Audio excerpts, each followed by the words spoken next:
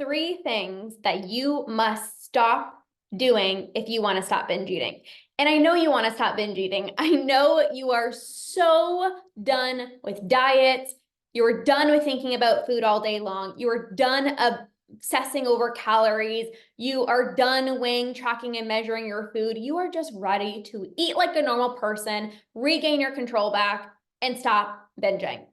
So number one, no particular order, but the first thing that you need to make sure that you stop doing is putting timelines on when you need to conquer binge eating by.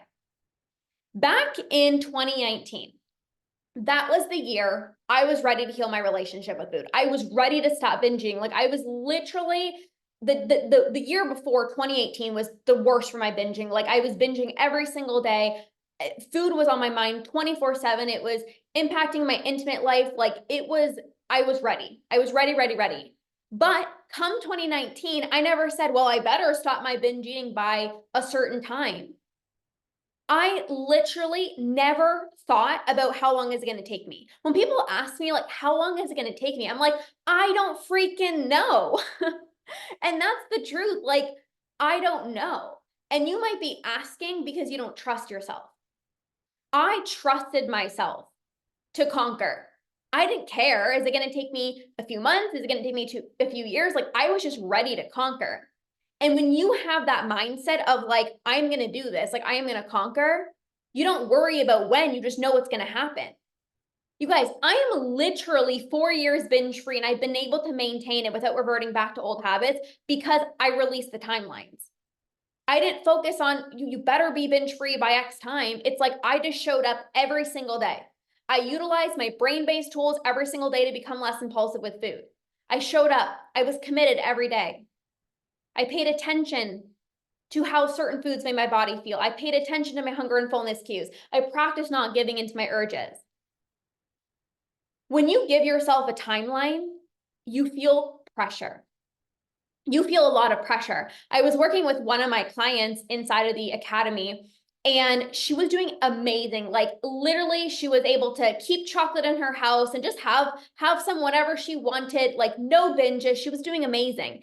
And she asked me, like when am I going to be there? Like when am I going to conquer? And I was like, I don't know. And I kept on telling her, like, it actually doesn't matter. Well, look at the progress you're making. You're thinking about food so much less. She had so much going on in her personal life. Like behind the scenes, things were stressful for her. She was trying to find a job. Her mom was in the hospital. Like there's a lot of things going on behind the scenes. And I told her, I said, listen, you are making incredible progress. Like, have you ever thought that you'd be at this point, like not thinking about food, like not using food to cope? And she's like, no, like this is amazing. And I'm like, well, then keep on going. And because she released the timeline, she kept on going, she conquered. Not because she told herself, well, I better be binge free by X time, because she actually released the timeline. She had less pressure on herself.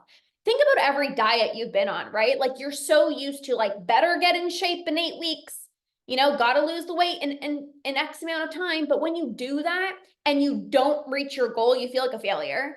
Or you literally go to extremes to like, I gotta get results in 8 weeks. And then you literally go to extremes, you go, you do these crazy things, and then you just revert back to old habits afterwards. And it's not even worth it. Right? You guys know me. I'm all about helping you sustainably end your binge eating, not just be good for a month, not just be good for a year, but literally be able to maintain this for the rest of your life. So the first thing you need to stop doing if you want to stop your binge eating is you need to release the timelines. Okay. Now, the second thing you need to stop doing if you want to stop your binge eating is you need to stop telling yourself you're broken. I am here to tell you and give you so much reassurance. You are not broken. There's nothing wrong with you. You are absolutely not a failure. You might feel broken because nobody talks about binge eating. You might feel broken because you don't have people in your life who understand and have gone through binge eating. So of course it's going to feel like I'm the only person. You don't have somebody who is making you feel seen and understood. But it doesn't mean you're the only one going through it. It doesn't mean that you're broken. Literally every single one of my programs has a community aspect to it. My membership, my academy, it has a community aspect to it because you deserve to feel seen. You deserve to feel understood. You deserve to have people cheering you on and literally reminding you every single day that you're not alone. But it's hard to not feel broken when you're trying to explain binge eating to your partner and they're just literally telling you that you're overeating and you're like, you don't get it. It's hard to tell a friend that you're struggling with binge eating when they say, oh yeah, I do that sometimes. Like I eat so much, like I had so much candy today. And you're like, no, like you don't understand. Like I literally black out. Like I feel so guilty. I'm thinking about food all day long. Like I'm not just having a little bit too much candy, you know? And when people come inside the membership, when people join the academy and they're part of the community, they're like, the first thing that people say is like, I am so glad that I'm not alone. That will heal your relationship far faster than any tool. Yes, binge eating is a habit, right? And once you learn the tools to become less impulsive with food, you're going to have less urges. But when you really surround yourself with a community of other people who get you, man, you're going to conquer binge eating. So the second thing you need to really stop doing is tell yourself you're broken because you're not. It only feels like you're broken because you're trying to figure out how to do this on your own. I remember in 2018, I felt broken because I even told a therapist, I was like, I didn't know like who to go to get help. I remember my mom and I were like sitting on the computer one day. I like broke down because there was this time when I was a personal trainer and I had some clients in the morning and then I got the urge to binge. So I literally drove like 25, 30 minutes to go home and binge because I was so impulsive. And I only had like, I think like an hour or something before I needed to drive back home for my next personal training client at 2:00. And nobody was home when I got home. And I was like, perfect. I remember going into my fridge and, eating. And then I was like, oh my gosh, there's chocolate chip banana bread in the freezer. Nobody's home. Nobody's gonna know like how much I've eaten because it wasn't like a banana bread loaf like on my counter and then you can see like how much I've eaten. Like my mom had it separately wrapped each piece of banana bread in the freezer. So I'm like, nobody's gonna know how much I've eaten. I pulled out one of the chocolate chip banana bread pieces from the freezer. From the freezer, you guys. From the freezer. Yes, it was literally frozen. But when you're binging, you don't taste the food. It's just this numbing out. I just got to get high, so to speak. And so I remember I had one, and then I had two, and then I had three, and then I don't even know how many I had. And I felt not only so guilty, I felt embarrassed. I felt ashamed. That was one of the worst binges of my life. Like, it wasn't just the chocolate chip banana bread. It was like so much food. And I remember sitting on the couch, and I felt so ashamed. I was like, I am a personal trainer, and I'm supposed to be healthy, and I'm supposed to be fit, and I'm like eating so much until I feel physically sick. Like, what is happening? And not too long after my mom walked in, I was like, oh my gosh, thank God she did not walk in like a few minutes before because I literally would have passed out of just embarrassment.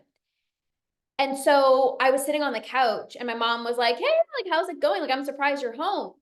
I broke down in tears.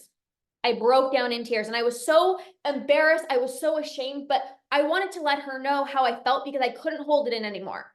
After 10 years of like struggling, like I felt like I needed to let it out. And so I remember telling my mom, I was like, I feel sick. And I didn't want to tell her like, when you were gone, like I had literally like X amount of pieces of banana bread and like, I feel so sick. And like, I was just stuffing my face. Like it was very hard to talk about. Right. And I remember just telling my mom, like, my stomach hurts. Like I just ate so much.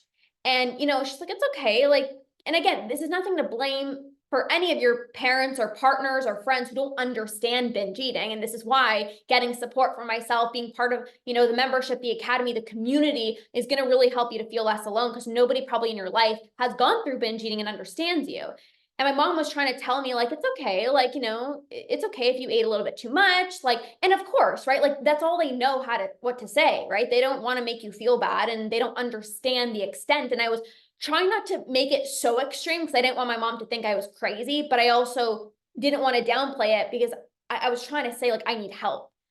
And I remember we like went into the office and I told my mom, I was like, I need help.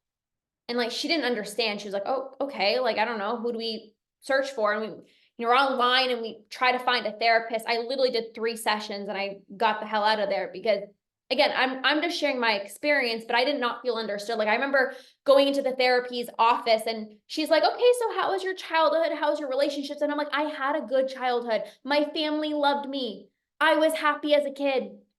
And again, I'm just sharing my experience. I'm not saying this is the same for everyone, but I knew that like it wasn't a childhood thing.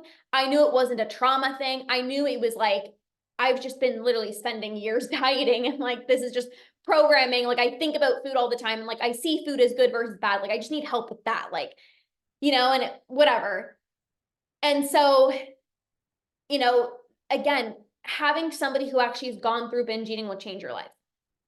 Anyways, that's the second thing you need to stop doing is you got to stop telling yourself you're broken. And like I said, when you actually come into the membership or you join the academy, literally within a week, I've had so many messages like, thank you for creating this safe place. Like, I don't know what I would do without this community. Like, I feel so seen. I feel so understood. Like, not only are you going to learn the tools, but you have the community aspect. It's everything.